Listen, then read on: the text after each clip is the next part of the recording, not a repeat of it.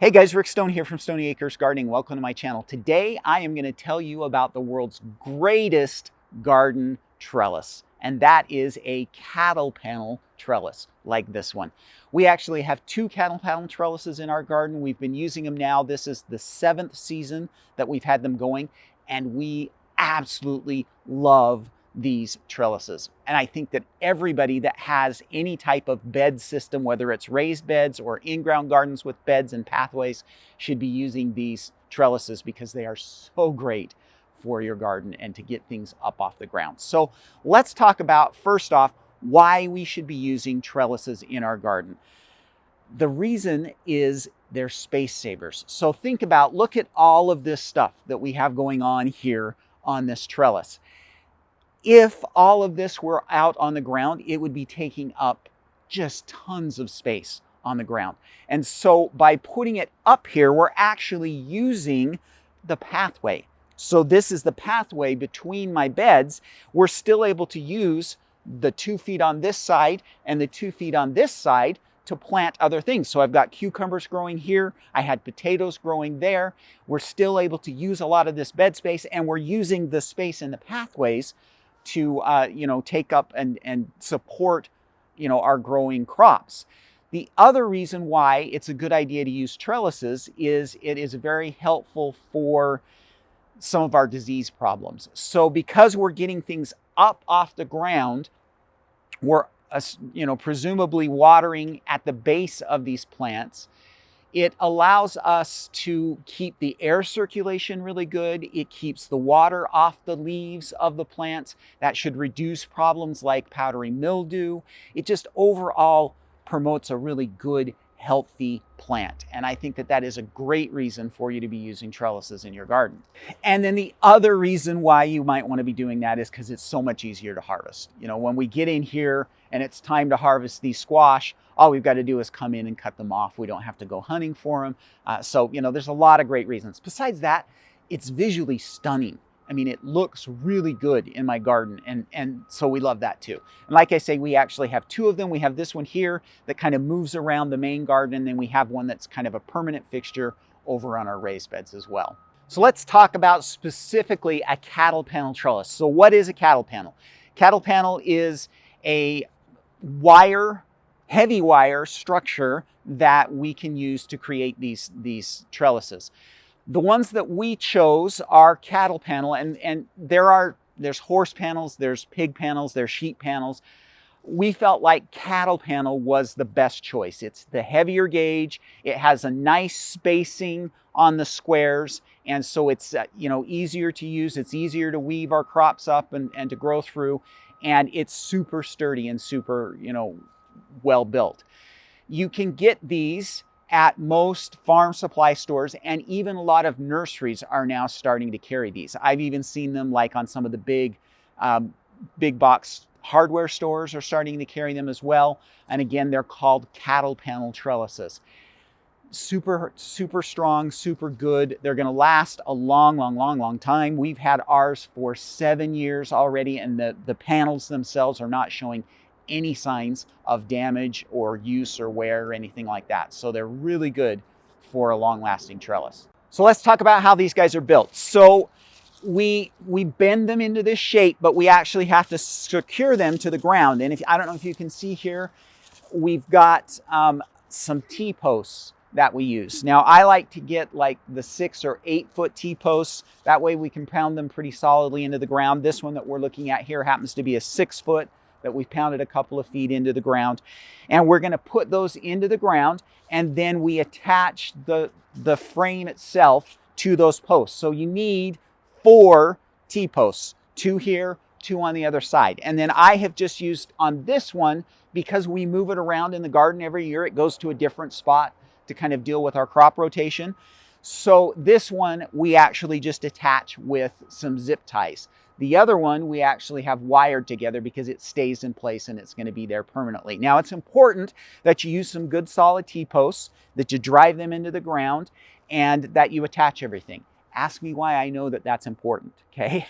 A couple of years ago, I did not secure mine to the actual posts. I was lazy, and we had a bad windstorm come through and my trellis actually blew over in the wind. That's the only time that's ever happened. It also happened to have been the only time that I didn't attach it.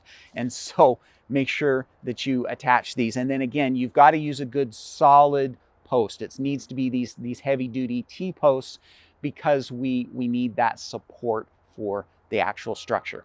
So that means for one of these, we are going to need a cattle panel.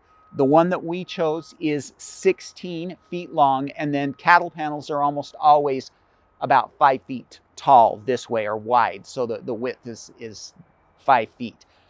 And then we bend that into the shape, and then we're gonna need 4 at least 6 foot tall T-posts, some zip ties or something like that to attach it to it.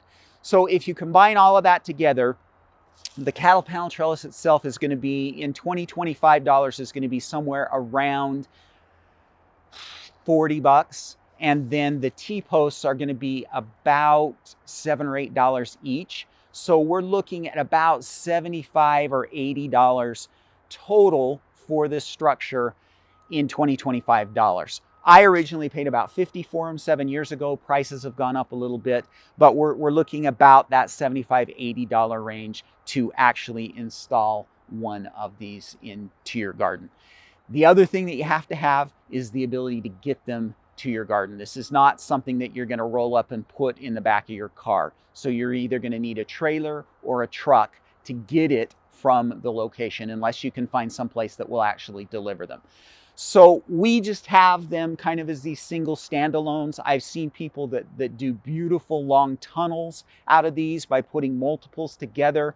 They're great for the spaces in between raised beds. Again, it's using up that pathway space for growing area. We're getting these crops off the ground. I still have room here where we grew crops earlier in the summer. And so it's just a super effective use of your space. And then they're sturdy and solid, and they're going to be around for a long, long time. I'm anticipating that these panels will last 20 plus years. They're galvanized. I'm not seeing any, after 7 years, there's no rust. There's no signs of damage at all. So just a great, great trellis for your garden. All right, so really quick, let's talk about what we can actually grow on our cattle panel trellises. So obviously squash. Okay, any type of summer squash, vining squash is going to do really well. We grow, this year we've got spaghetti squash growing on it. And then if you can see back here, we've got some sugar pumpkins that are growing. So squash do really well on these, and they fill in the structure and do really well. You can also grow cucumbers on these trellises. We've done that in the past, grown cucumbers on these trellises. Melons will do really well on the trellises. The one thing you have to be aware of with a melon is they get pretty heavy for the size of their vine. So a squash like this vine is so solid that it's just going to hang and it's going to be fine. With a melon, if you're growing a melon on a trellis like this, then you are going to need to give it some support. So watermelon, cantaloupe, they're going to need like one of those netting bags, or you can come up with some kind of sling to support those as they get bigger. Otherwise, they're going to pull free and fall on the ground and break, which we don't want that to happen. But great for melons. We actually, on this trellis, we've got some Crenshaw melons growing this season, and they actually are one of the few melons that have a good solid thick stem, and so we don't need to support them. But any other melon, we've grown cucumbers on them before, we've grown watermelon on them, those do need a bit of support. And then of course the last thing that you can grow on these trellises would be your tomatoes. So this is a great way to grow indeterminate tomatoes, and we have used these trellises in the past for that as well. They sprawl really well. There's plenty of space to get those kind of weaved in, and then again, it's relatively easy for you to harvest from these when you grow tomatoes. So squash, melons, cucumbers, tomatoes, anything vining is going to do really well. And then one other that of course I forgot is your pole beans. So any type of pole bean that again sprawls or climbs is going to do really well this, on these trellises. And this year we've got pole beans growing on the trellis over at the other part of the garden. So this, guys, is a cattle panel trellis, and I love them. Like I say, we've had these for 7 years now, and they have been a great addition to our garden. And so I think that you are going to love them too. So find a place, find a source somewhere close to you where you can get some of these going, and you are just going to love these cattle panel trellises. Let me know down in the comments below if you have grown on a cattle panel trellis and what you thought. I would love to hear from you. So include that down in the comments. And while I've got you, I wanted to remind you of our free pest control ebook that we have. So this is an organic pest control ebook that we have for you. It's 100% free. All you need to do is join our newsletter to get it. So there's a link in the description of this video you can click on to go check out that free ebook. And so just click on it, 100% free. Love to have you join that. All right, my friends, that's all I have for you for this week. Go out, get yourself a cattle panel trellis and enjoy it. We'll talk to you next week. Happy gardening.